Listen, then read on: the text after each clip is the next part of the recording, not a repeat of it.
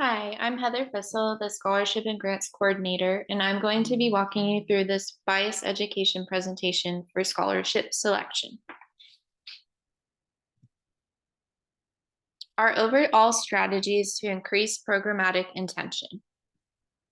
This educational video is a component of the Foundation's overall strategy to do so and increase our diversity and equity and inclusion of our application and scholarship program.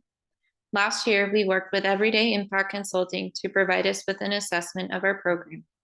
Since then, we have worked to redesign some of our application questions to be more inclusive and equitable for our scholarship applicants.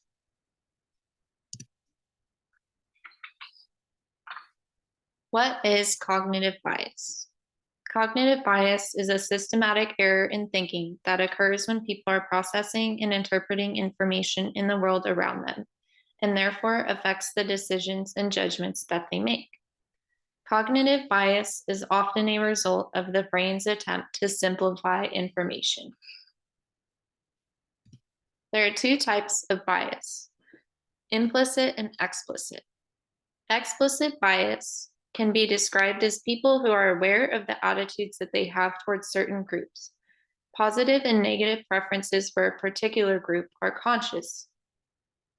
For example, a sign in a window which excludes a certain group would be explicit bias. It is expressed directly and is known on a conscious level. Implicit bias is a view or stereotype that impacts people's actions and decisions outside of their conscious awareness. More susceptible to implicit bias is evaluators that have time constraints, feel fatigued, distracted, or have vague information to decide. An example in the real world could be a property manager running more criminal background checks on Latinos than whites. It could also be someone who favors a familiar sounding name compared to those from other cultural groups. Why does this matter? So in the 1970s, the top 5 symphony orchestras in the US had less than 5% women. At the same time, policies came into place that allowed for blind auditions.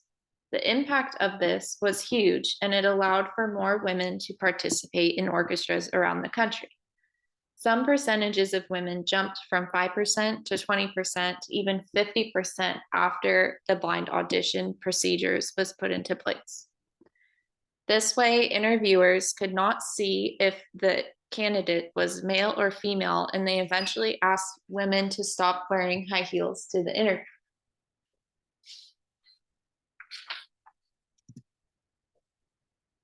Next, we're moving on to selection bias and starting with the horn and halo effect.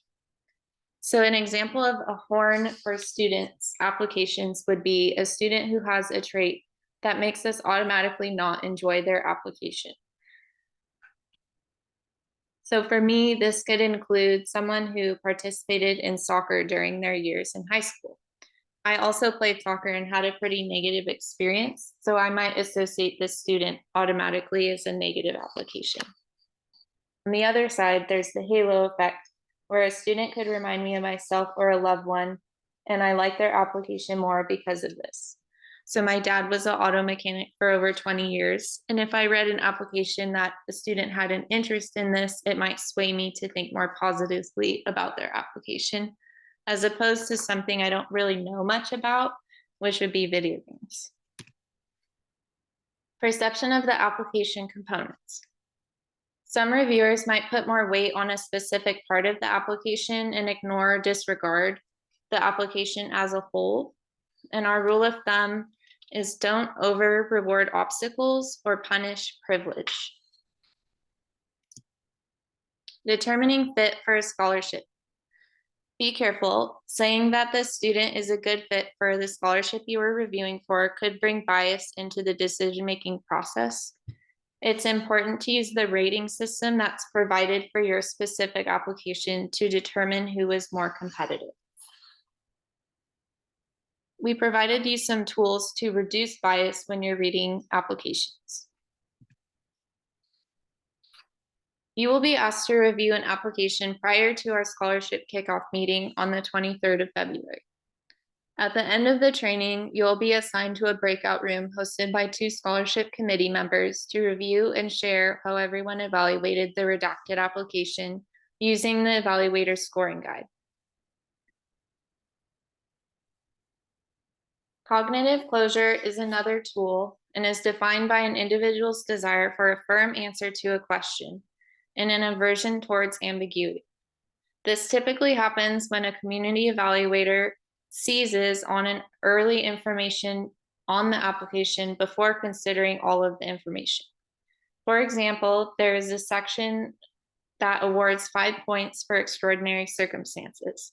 Oftentimes, this information about the student is not found in their personal essay, but rather from the student's letter of recommendation. Our goal is to have you read your first 2 applications by March 6th. And again, we recommend reading the whole application before you start to score each section.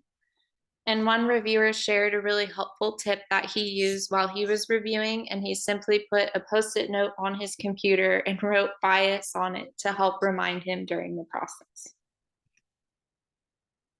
Committee member recruitment is very important for our scholarship program, and we work with over 50 volunteers each year to help make our scholarship decisions. It's important to have committee members reflect our community in the scholarships we offer. We are always accepting recommendations for new volunteers. And this concludes our short presentation on bias education. If you have any further questions, please feel free to reach out. Thank you.